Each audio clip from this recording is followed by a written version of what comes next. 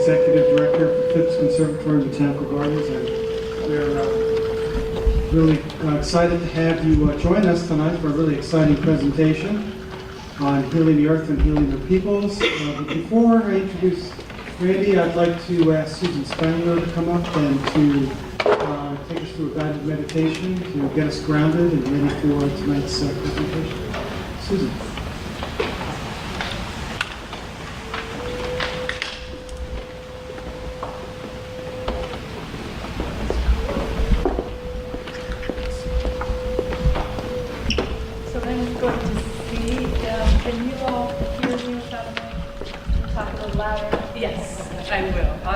And if at any time you can't hear me, just raise your hand up. So Thich Nhat Hanh, one of the teachers who was instrumental in bringing meditation to the West, said that the beauty of the sun, the beauty of a flower, the beauty of a friend can only be known in the present moment. And that what can help us really arrive in the present moment is creating a space for our busy minds to get to rest, and rest fully in the body. So we'll take a moment to let ourselves just completely rest, completely arrive here. So if you want to just have your feet resting on the ground, feeling we arrive in presence as we open to the felt sense of feeling and sensation, warmth, cold, however it is in the body, in the moment.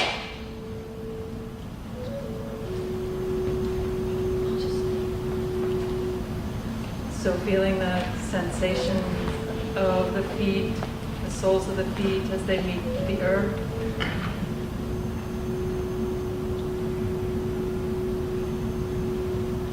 The feeling of the body resting in the chair.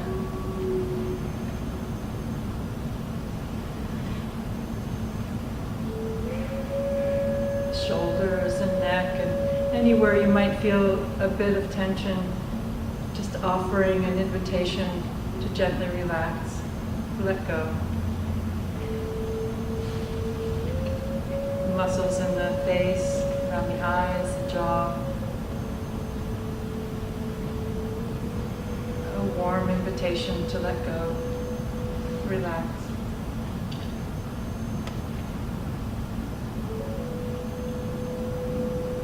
Feeling the air against your skin.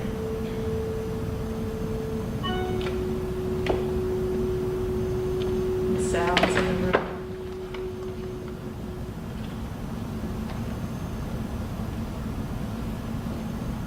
Your present moment experience, however that is.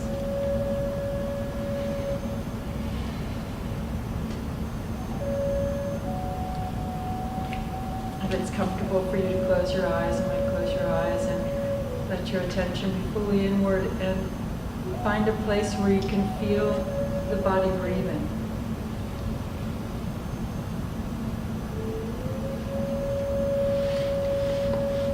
It might be the belly. It might be the chest, the back of the throat. And let your mind rest simply on the feeling of the body breathing.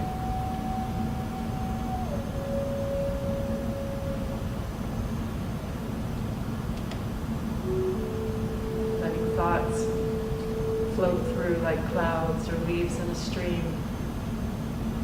And then again, inviting the mind to simply rest on the feeling of the body breathing. Just this moment.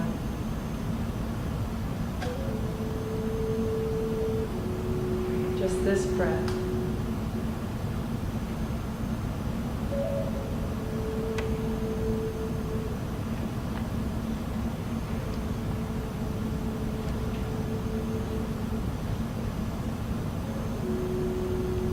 And we'll take just a few more mindful breaths together, breathing, letting the mind rest on the feeling of the air moving in and the air flowing out.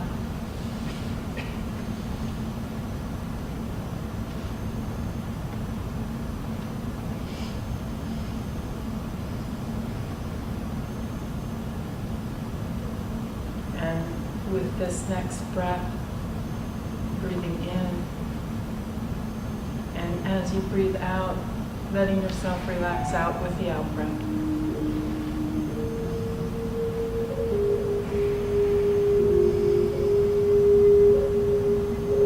Nothing else you have to do.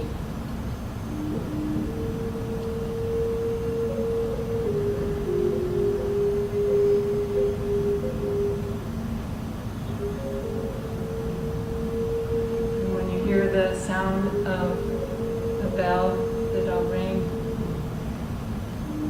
just let your awareness rest on the sound of the bell as it moves into silence.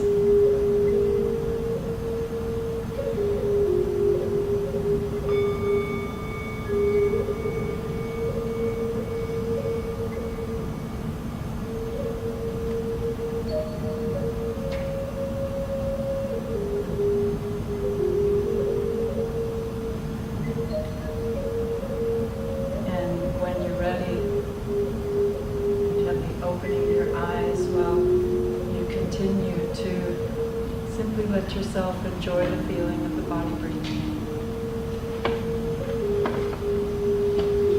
And we receive the presentation.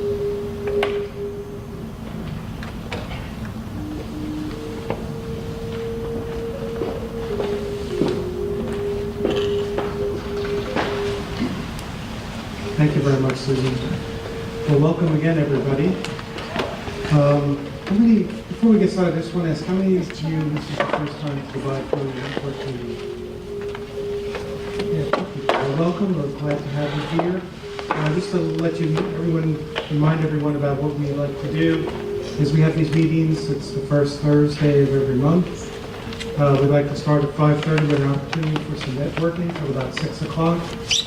And we start off with a grounding meditation, and then we'll have a presentation by our guest speaker for about a half an hour or so, and then we'll open it up for questions and discussion for another half hour, take us to around 7 o'clock, and then we have an opportunity till 7:30 if you'd like to continue to network and talk about what you learned about tonight. So, now I'd like to introduce our speaker. We're really excited to have Randy Wiesemeyer who's at West Virginia University to be our speaker today. He's going to talk about Native American connections to nature and present a very different point of view from what we have typically as a Western point of view of connections to nature. And he is recently retired as professor. He taught graduate levels course in science, Native American views, as well as courses on climate change and earth ecosystems. For over 10 years, Randy has served as an adjunct professor of Native American Studies.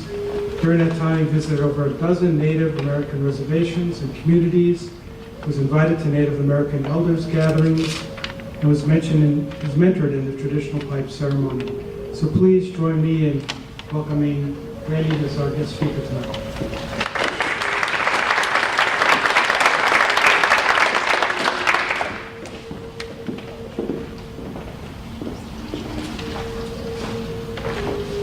Inamaka, Awanelka, Atakwe, Oyasin, Lakota. Mother Earth, we seek to protect you. We are all connected. One of the things that I have learned spending time with Native Americans is harmony and balance, harmony and balance, harmony and balance. Something we don't talk about too much in our culture. And but before I start getting into my PowerPoint here, I want to tell you, I don't normally dress this way, but this was a gift from a Mohawk elder. He gave it to me. And the colors represent the four directions. The red is for the east, the color of the rising sun in the morning. The yellow is for the south. The south is the direction of love and affection. Black is the west. The west is kind of a tricky direction for Native people because it has two different powers. One of them is, from the west is where the rains come that refresh the earth. But also from the west comes the storms that can be violent at times. So the energies from the west is a little different than the other ones. The white then is from the north. And the north is the direction for reflection. And the winter time is a time when you reflect upon what has happened for the year. So those are the colors. It's on my right hand. The traditional Mohawk would have it on their left hand because when they greet with their left hand. They don't greet with their right hand. You know, when we greet, we shake hands with the right hand. They greet with the left hand because, of course, your heart. Your heart's on the left side. And when you greet, what you're doing is transmitting energy from your heart to the person you're meeting. And they greet you with their left hand, so you are receiving the heart, the warmth, the love from them as well. So that's why they greet with the left hand rather than the right hand. Since I greet with the right hand, in Western culture, I have it on my right hand. But they're still left, it just has to go to the front of it. So that's what that is. This was given to me by a Native American woman in West Virginia who was at a nursing home. And I brought in music, Native American music, so they could play it. And she was so happy that I did that she gifted me with this piece here. It's from the Southwest, and kind of a buffalo eye here, and then the crystals have its own energies as well. Traditional people carry the medicine bag outside now because what is happening is they feel that the planet is in trouble. And the medicine bag has artifacts from people that have walked before me and people who are walking with me that are spiritual influences to me. And so those artifacts are in my medicine bag.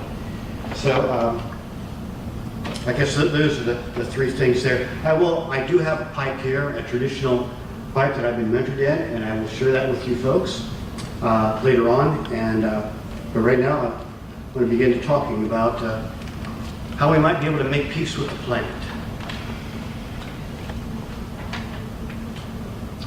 Can you folks read that in the back? Okay.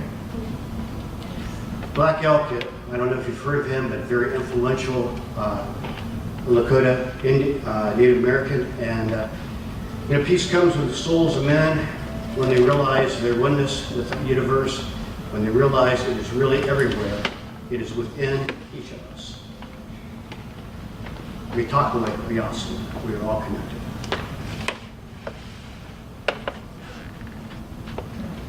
Interesting change when we replace I with we. And this is who we are. We are part of nature, not separated from nature. And our blood flows through our body the same way the streams flow through the earth, and the same way the nutrients flow through on a leaf. But we have come separated from the natural world. And we've become a culture of boxes. We live in a box. We transport ourselves in boxes. We work in boxes. We eat out of boxes. And when we die, we're put in a box. This isn't the way it was when we're standing 400 years ago. This is what we have become. Completely detached from the natural world. Most of the young kids in our public schools have no idea where their food comes from. And maybe a lot of adults don't as well. But it's time to think out of the box. And the word God in here, you can exchange for Great Spirit or Creator or whatever context you want, but the message remains the same. It's everywhere. The oneness is everywhere. The separation is an illusion.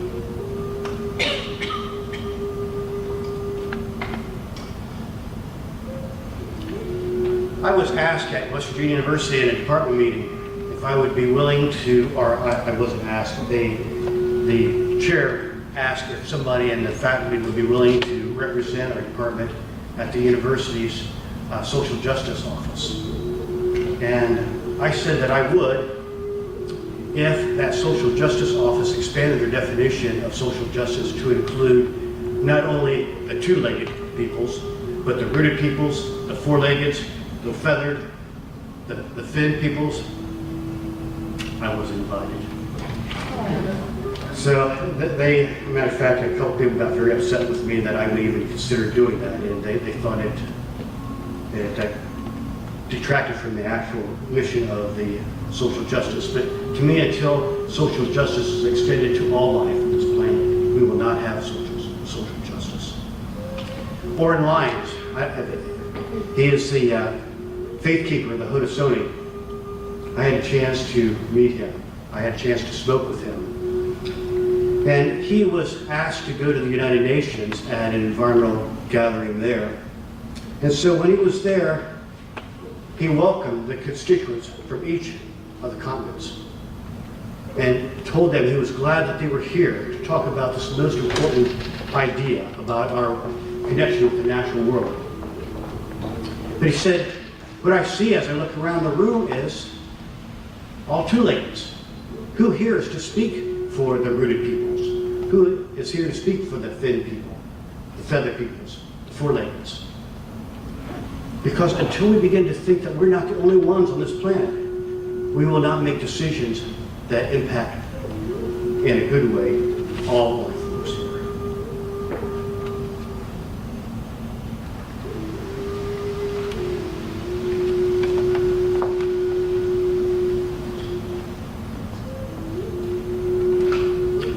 Again, the idea, all things are connected. On the left, that's the anthropocentric orientation, where man, literally man, is at the top. You notice the woman is underneath that, aside with the whale, and then you have the other life forms there, and kind of in order of evolution, order two, in terms of complexity. But you don't see that on the right side when you talk about biocentric, because everything is connected, everything has a spirit, everything has purpose, everything is equal.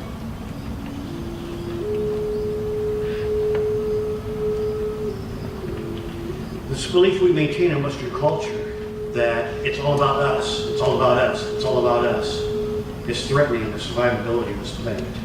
We're on a dangerous path right now, a very dangerous path. And the climate's changing, our species is out of control in terms of its numbers, and our consumption levels are out of control as well. The Native American beliefs are quite different.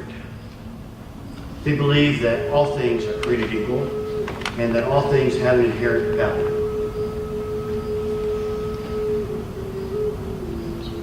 How many of you, I see a couple of children here, how many others here have children? So if I were to offer you, say, $10,000 for one of your children's kidneys, would you sell me? Who would sell me their child's kidneys for $10,000? 50,000, 100,000. The whole idea of selling a piece of your child is out of the context of our imagination.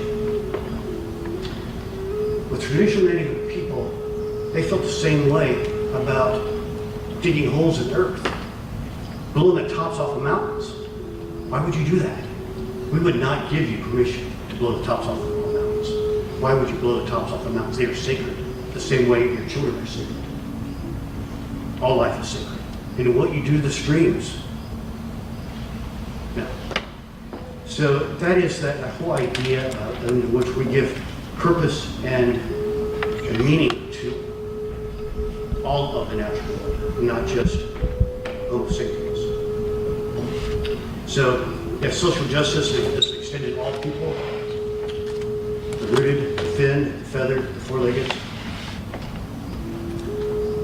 And status in a tribe is determined by how much you can give away, not how much you can accumulate. And so the brave or the warrior that could go out and provide more food than his family needed and could give away food, he was looked upon as, this is a good guy. Who do we look upon as admire in our culture? Those who accumulate the most. a Prius is not as prestigious as a BMW in the minds of a lot of people, or Mercedes. And it is the status that a lot of people seek. And again, the decision-making priorities are harmony and balance, and impacts on 7 generations. How are the decisions we make today going to affect our children's, 7 generations? That comes from the Air Corps. We make decisions based upon the next quarterly profits, the next election cycle, very short periods of time. Nobody is thinking about our children's children, maybe not even our children's children, as we make decisions today. We're not. If we did, we would keep the carpet in the ground. It's non-dualistic. There's not me and you, there's one. We're all connected, all life is connected. The dualism is something Western culture invented. You know, there was a time when the brightest minds thought that the earth was flat, but it didn't change the shape of the earth. There was a time when the brightest minds thought the sun revolved around the earth, but that did not change the earth's orbit. And there was a time when the brightest minds thought that there was no such thing as microbes and germs, but that did not prevent infections. Our beliefs do not determine reality. Some of us may believe that humans are the only ones that have spirit. Others may believe that all life forms, mountains and streams have spirits. Others may not believe that there's anything has a spirit. It doesn't matter. It doesn't matter what we believe. It doesn't affect reality. None of us in this room has absolute idea of what that reality is, but we all have beliefs about what that reality is.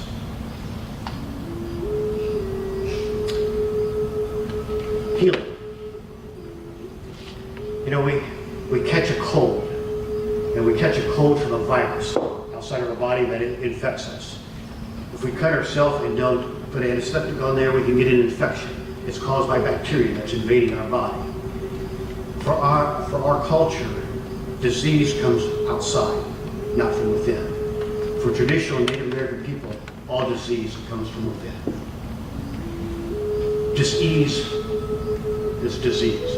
When we are out of balance, emotionally, spiritually, physically, as bad as when we get sick. And so the shaman don't worry about treating the infections and whatnot. They worry about getting us back in balance, in harmony with our own bodies. Because when we're in harmony and balance with our own bodies have the ability to fight off disease. It's when we're out of balance that we are more receptive to this. That is their belief.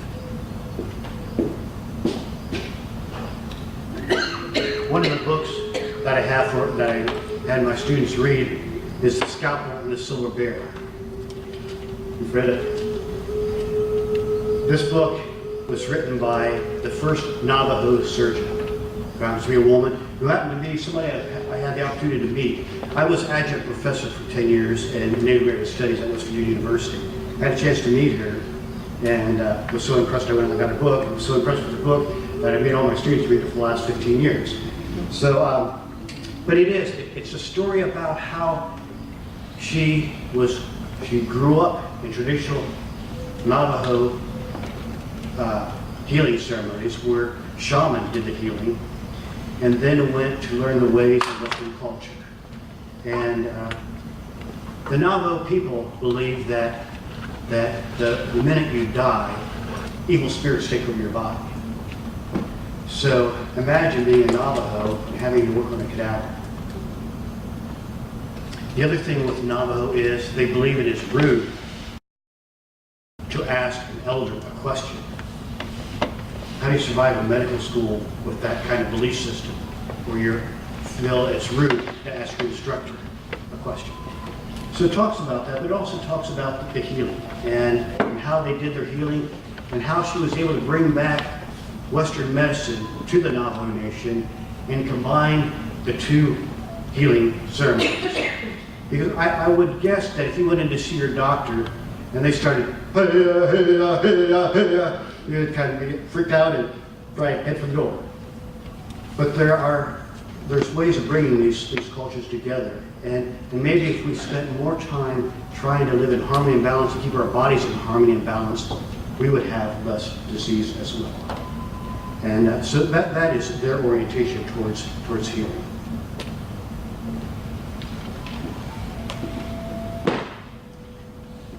How many times have I said harmony and balance? For those of you who have children, for those of you who have school-age children, look at those CSOs. Those are the things that the teachers have to cover.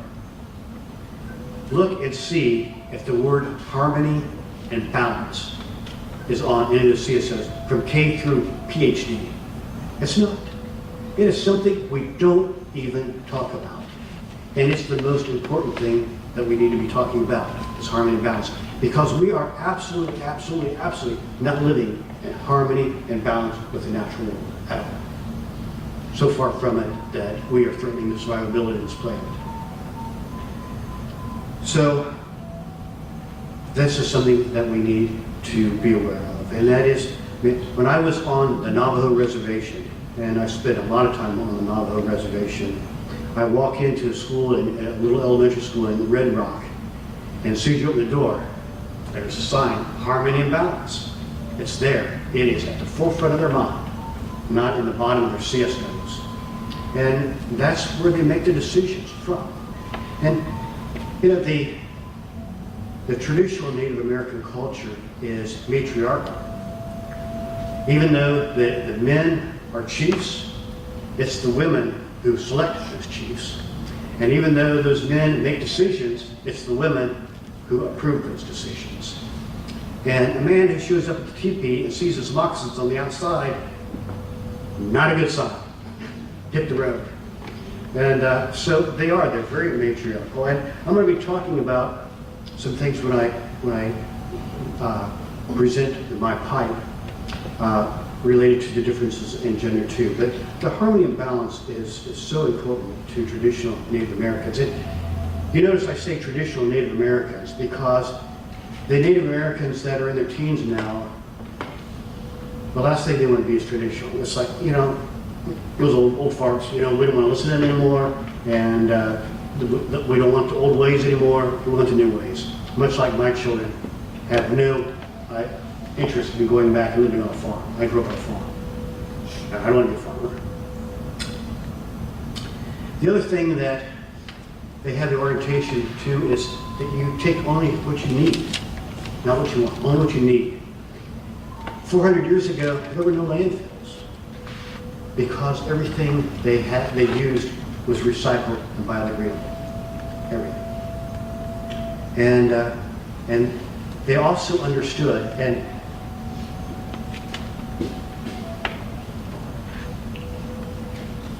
another great book is Wisdom of the Elders. And I use that, this is actually the first book I have my students read. Because in here, the whole idea of taking only what you need, they understood energy flows. And they understood that if you took more out, more from the natural world than you put back, that 7 generations from now, there would not be enough. And so they knowingly and willingly restricted how much they would exploit the environment for. And they always did it in a prayerful manner. I don't know if you folks have seen sweetgrass before. I have some. Unfortunately, I left it up in the mountains where I drove in from yesterday. But the sweetgrass, when I go deer hunting, I carry the sweetgrass around my neck. And before I go in the morning, I light that sweetgrass and say a prayer. And then after I make the kill, I take the sweetgrass and do a blessing. After I butcher the deer and take the meat from it, the bones, the skull, the antlers, I take back to where I had made my kill and return back to the natural world. But I do that with intention of honoring and intention of understanding that in order for us to live, plants and animals have to give up who they are. And so, well, when you do it in a spiritual way like that, there is a control in your mind that says, I want to take only what I need. I don't want to cause any unnecessary harm. As opposed to, I want to take everything I can get my hands on. They did. They intentionally controlled their numbers. They knew those flows. They knew that if they overpopulated, what the consequences are. And in many cases, there was usually about 5 years between siblings. And it was customary that when you had a child, the first couple of years, they stayed in the teepee with mom and dad. After that, they stayed with the grandparents. And the grandparents raised them because, guess what? Dad was busy doing what dads had to do and carrying out their roles there. And moms were busy doing what they had to do. And grandpa and grandma, they were retired, so they could do all this. And much like it is today with some families. But there was intention. They understood. Our population is way out of control. There is no way we can sustainably feed, clothe, and transport 7 billion people sustainably. We're keeping 7 billion people alive by pumping the aquifers dry to increase our agricultural production. And also, our topsoil is getting depleted every year more and more and more. And you can't keep doing that forever. And at some point in time, we're going to have some problems. And we're already seeing those problems rising. And again, I talked about making the decisions based upon the 7 generations. Before I get into the questions, though, I want to talk to you about what I have here. And I brought some books. And a lot of these books up here, I highly recommend. But some of them, I have issues with.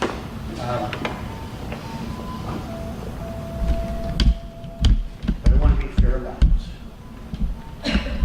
The Ecological Indian, Myth and History. What it does, it goes through here and it presents an argument that traditional Native Americans were in no way, shape, or form living in harmony and balance with the natural world. If you look, it's written by an Anglo, a professor who did his research. And it's a great job of research, actually. But when you do research, you are doing research based upon scholarly publications. And who are the scholars? I read a scholarly work that was published on evidence that Native Americans had a tremendous carbon footprint.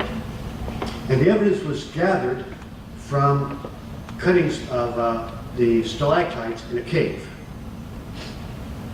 Okay? I have no problem with the fact that those stalactites had high levels of carbon in them. But to make inference that it was that the air inside that cave was representative of the air outside the cave, I think is flawed. Because you think for hundreds of years, who may have used that cave when it was raining outside? Traditional indigenous people. And what would they have done in there? Right, lit a fire. Lots of smoke going in that cave, lots of smoke going in that cave.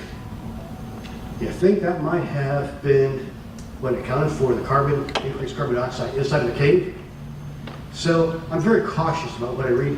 And the thing is, where I compare that is with 10 years of talking to traditional Native Americans. And, you know, I have a lot of respect for what they tell me. And so I use that as more of a premise for my beliefs on traditional people than I do writing scholarly work, because I have written a lot of scholarly work myself, and I know how scholars write. And it's very fact-based, very supportive-based, but not always representative of what the culture does. Another book here that I have is Native Science. And I do not use that book in my class because this author, good guy, traditional Native American, but what he tries to do is justify Native American ways based upon Western culture. And I don't like that. I don't think that traditional Native Americans should have to justify anything that they do, because we don't try to justify our actions. Why should they try to justify it in our terms? And so, although I appreciate what he writes in here, and but I have a limited amount of time I can spend with my students, and I elected not to use that. But the rest of these books are very, very good. How many of you folks have smudged before? Well, I'm not sure how your smudging works, but for those who have never smudged, this is what a traditional Native American would use to smudge with. And I have sage in here, and if you folks have gotten too close to me, you might smell that I smell like sage, and it is sage that I smell like. It's not anything else. But when they smudge, and well, I went to a Native American gathering in Toronto, and you know, I've been to a lot of environmental conferences. And in the Western culture, when you go to an environmental conference, you start at 9 o'clock in the morning, and you start with a PowerPoint. The people are in nice straight rows like they are here, and you present your paper, ask for questions, next speaker. You go to a traditional elders gathering on the environment, it starts at sunrise. Hey, hey, hey. You have a crier.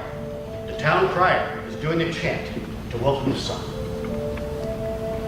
And then when the sun comes up, an elder addresses the people and tells them to be mindful of why you're here, and that you do not travel here alone. You traveled here with those who have walked before you and with the spirits of those who have yet to walk. As we sit in our meetings today, be mindful of this. Open yourself up to take in the messages from those who have walked before us. And be mindful of those who have yet to walk. And that's how they began. And then every session, we smudge before we start, everyone. Because what is important as we sit down to talk is that we remove all negativity. And so when the smoke is coming up from the sage, it's like washing your hands. You turn on the faucet, do this, turn on here. The first thing you do is remove all the negativity from things that you have touched. Then all the negative things that you have thought, all the negative things that you've seen, all the negative things that you've heard, all the negative things that you've said, all the negative things that you've felt, and then all the negativity from your body. And then we go on to the next person.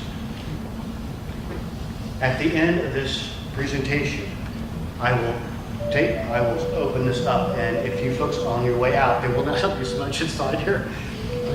I will allow you to smudge as you're leaving.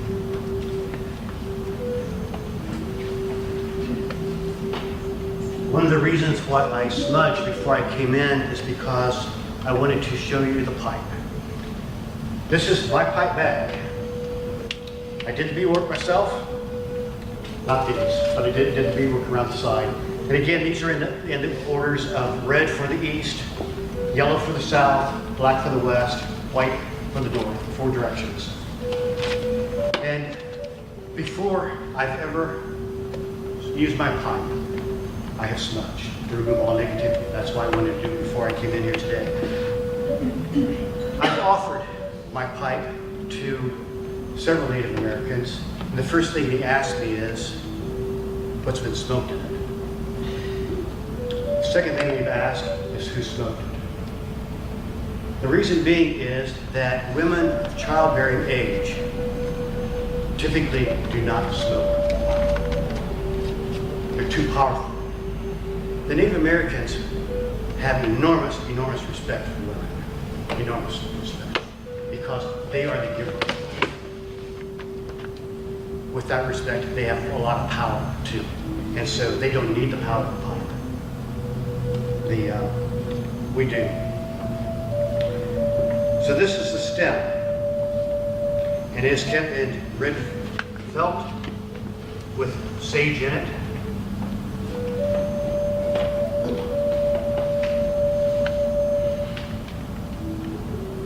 This is the bowl. And you notice the bowl and the stem are kept separate. And that is the way they travel. They're always separate until it is time to do the ceremony. And so after smudging, everybody has smudge, they will start their ceremony. And this is not a peace pipe, this is a prayer pipe. And when the stem and the bowl come together, it is like when you're in church and the minister says, let's bow our head in a word of prayer. When they come together, it's prayer time. We start by facing the east, and we say a prayer to the east to receive its energy, to receive its inspiration, because that's the power of the east. And then we would turn, face the south, the direction of love and affection. We would say a prayer to the south. And then we would turn to the west to say a prayer to the energies, to bring in energies that refresh us, revive us, and guard us from the energies that will harm us. And then to the north, for reflection, to have time to reflect on who we are and who we are. Bow down, Ninamaka, Mother Earth, say a prayer to her, and Father Sky. And that is what the prayer ceremony is about.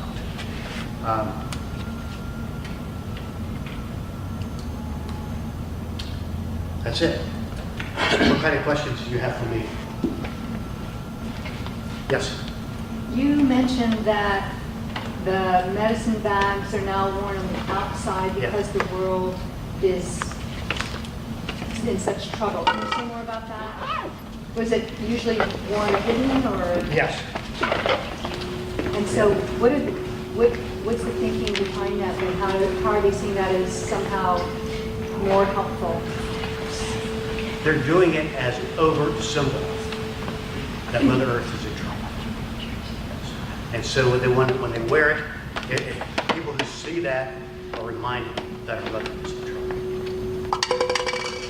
Do they imagine that the medicine items are sort of generating and transmitting their medicine as they go forth, or is it more an intentional thing? The thing is that these energies are with us, the carrier of the medicine, all the time.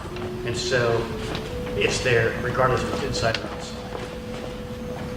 Yes. What exactly is medicine? I beg your pardon? What is medicine? Medicine is healing powers. It's not prescription drugs. It's healing. That is their medicine. Is the healing. Is it only for healing, or is there bad medicine? You hear about bad medicine in the Western, so. Yeah, I don't hear too many traditional Native people talking about bad medicine. They usually are talking about healing, and this medicine being to move us in harmony and balance, and remind us of harmony and balance. Yes.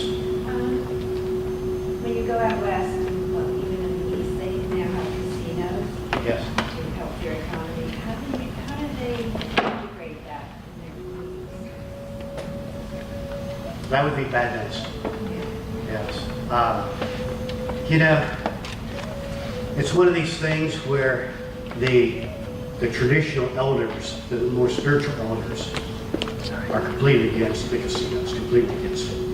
But it's the younger folks who, frankly, are trying to be poor, and they see that as a way to generate income.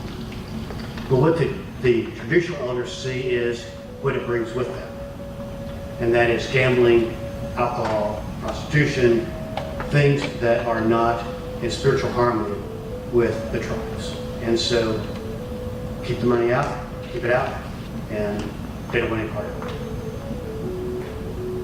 Yeah.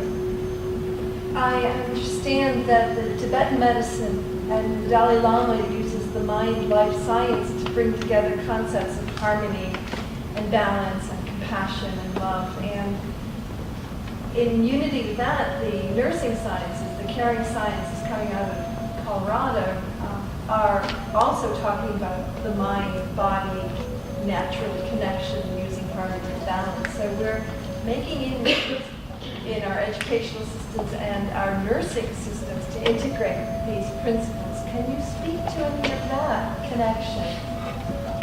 The shirt's Mayan. There you go. Now, I had the opportunity of going up in Mayan village in Guatemala, and life there is the same as it's been for hundreds of years.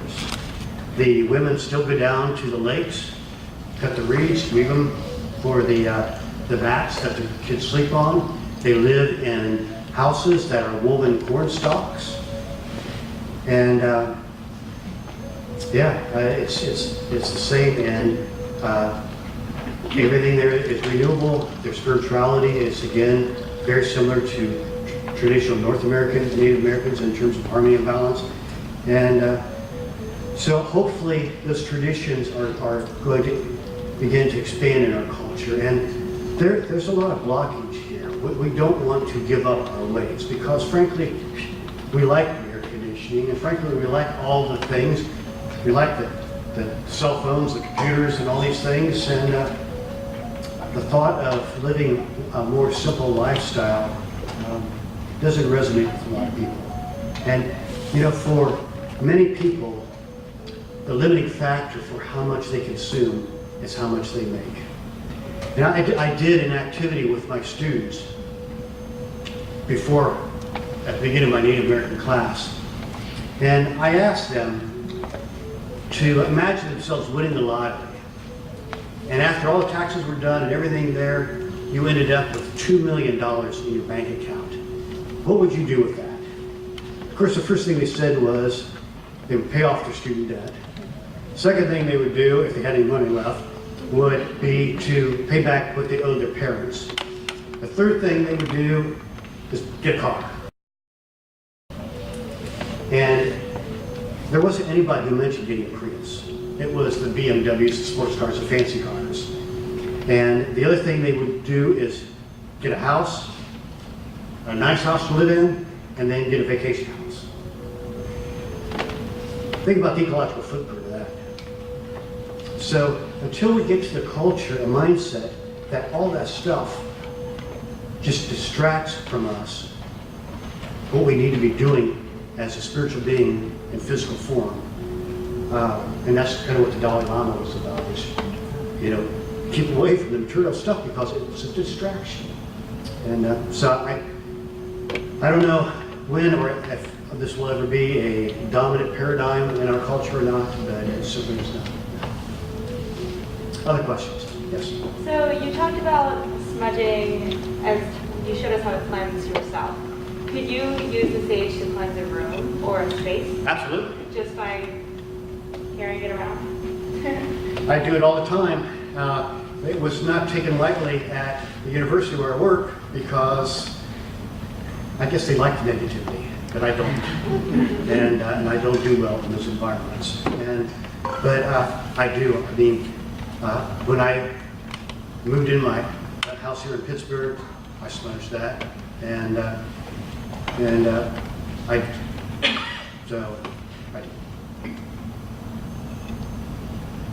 Other questions? Yes, sir. I get the sense hearing you speak, and in general, when I hear people speak about Native American peoples, that pre-Columbian belief systems were somewhat uniform and continue today to be somewhat uniform across the two continents, when I would expect there to be tremendous, vast diversity. The communication systems were weak, transportation systems were weak, people were not in regular contact. Isolated communities thrived and failed. Yet there still is, I get the sense, again, that there is a consistency, a uniformity across these belief systems. Is that your sense? No, not at all. And the Aztec, completely different than what the traditional North American Indians Native Americans were. And by the way, the term Indian and Native American is used interchangeably there when I'm talking with traditional elders. There's a few that don't like to be called an Indian, but most of them use the term interchangeably. But yeah, there are big differences. And I mean, you look at the Mayan culture, even though harmony and balance had a lot to do with it, with their orientation, they did a lot of human sacrifices there that the North American Native Americans would never have done. So there are differences. And I've even had contact with the Inuits in Greenland and in Alaska, which is, again, an interesting story because they tell me that their wives cannot nurse their children anymore because their breast milk is so contaminated with mercury. And that mercury is coming from the coal we're burning here, heading up north, falling out into the oceans, getting into the food chains. And when you're eating seal and whale, that's pretty high on the food chain. Salmon, high on the food chain. They're contaminated. So we benefit from the burning of carbon down here. They pay the price up there. The title of my presentation, Healing the Earth, was actually a title of a proposal that I tried to get funded. And I was that close to getting it funded.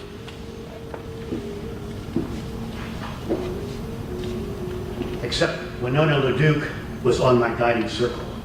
And Winona LaDuke is not popular around some of the funding sources. She's too radical. She was a lightning rod.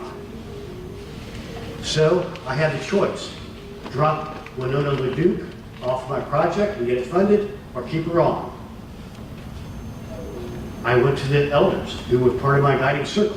What should we do? And their response was, this is our circle, not their circle. We are not going to remove somebody from our circle. And so it never got funded. But,